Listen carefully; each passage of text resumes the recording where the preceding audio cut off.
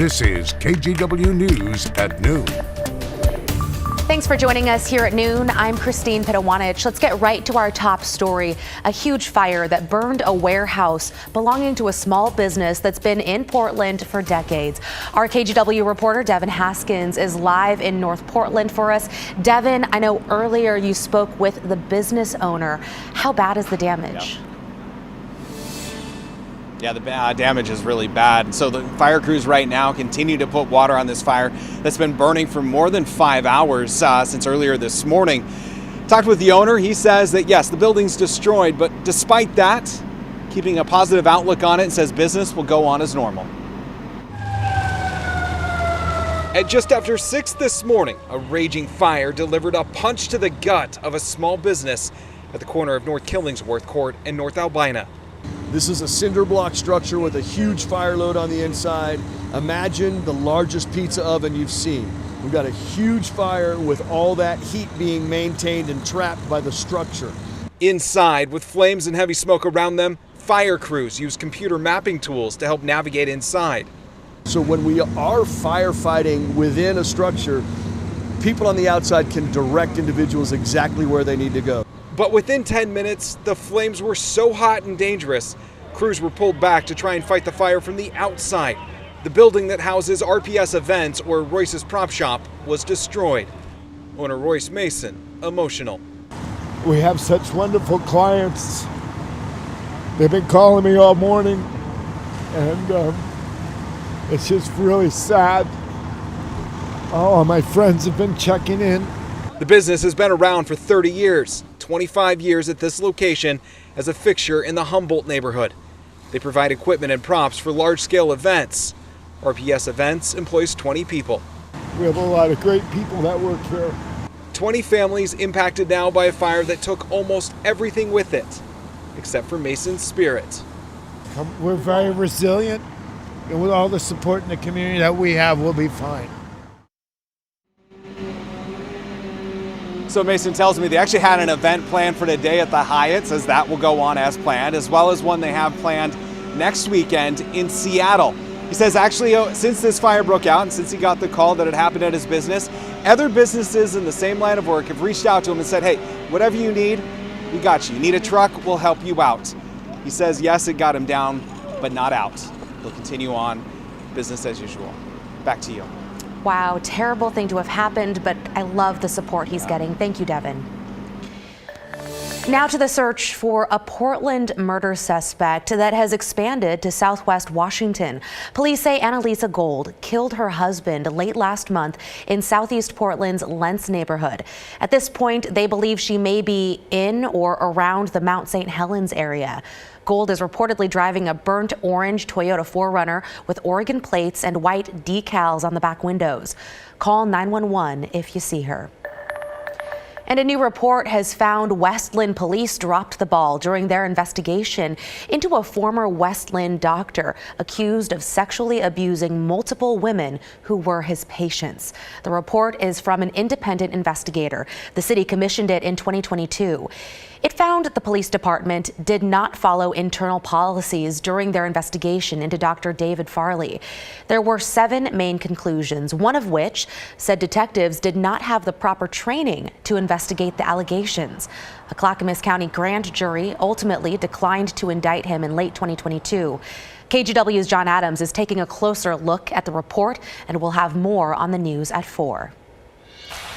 Also, passengers suing Boeing and Alaska Airlines have made some changes to their lawsuit. The litigation is over the door plug that blew out mid-flight over Portland last month.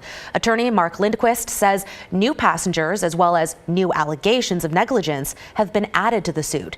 This after an NTSB report released yesterday found the MAX 9 plane left Boeing's factory in Renton, Washington, without the necessary bolts to hold the door plug in place. In a conference call with investors last week, Boeing's CEO said the company caused the problem and is taking full responsibility. Okay, before we get to meteorologist Rod Hill, we are taking a quick look at the Mountain Timberline Lodge as that sky cam, and wow, what a beautiful shot. Gorgeous blue sky, snow, fresh ski tracks maybe if you look closely. Rod, in Portland, looking a little overcast, not as beautiful, I would say, in terms of the blue, but we have had some sun breaks, but I think Timberline wins the prize. You're right, really pretty up there. Hey, if you watched the news earlier this morning, we watched this little curl offshore. That's a disturbance, and we said it would be tracking to our south, and as it dropped south along the coast, our rain chance would not completely end, but showers would taper off and become far and few in between. And that's what we've seen right now. It's mainly dry out there at the noon hour. This is giving Timberline a run for the money. Look at Cannon Beach Live, opened up big time blue skies there. It's 46 degrees. We continue to see a light west wind across the area. Downtown Portland, a lot of clouds, but generally there are sun breaks to be had. And we will make it up to my forecast high of 50. In fact, maybe we'll match yesterday's high, which was 52. Right now, it's 49. So we keep a shower chance alive, but really it's a pretty quiet afternoon with some breaks around, light winds. Next shot of more steady, hey, it's really raining outside, comes in Thursday overnight into Friday morning. That's part of my 7-day forecast coming up. good to know. Thank you, Rod. The rampant public drug use in downtown Portland's South Park blocks has a lot of people fed up, especially with a preschool and a church in the area. Parents and neighbors we spoke with say they feel increasingly uneasy about people so openly doing drugs. Blair Best found out what's being done about it. So can you color in your Saturn yellow and brown? Tuesday morning is time for coloring inside this school and daycare at St. James Lutheran Church. Right outside are efforts to erase the stains from the surrounding block of Southwest Jefferson and 10th Avenue, the latest spot for drug use downtown. Usually I do mostly meth. And this area always has been known for a pretty heavy drug area. So honestly, I believe they shouldn't have put a preschool right in there. That sucks, but this sucks too. You know, they can move if they want, or they can help us get rid of the problem. It's untenable. Kelly Forsyth has 2 kids at St. James. We often will walk over needles with our kids. They're within, 10 feet, you'll see people shooting up. Passed out. So before every recess, teachers come out and sweep this park. They pick up needles and make sure it's safe for the children. If it's not, the children don't get to go outside that day. It feels like my kids aren't being set up well for their future. Violet, who often smokes her meth outside the school, agrees. We don't want them to be exposed to that because it's their innocence that we're defiling. Portland police have been targeting the area near the school for the past 2 weeks. It's really concerning for me, right? I've been here a long time. Nothing really seems to bother me anymore.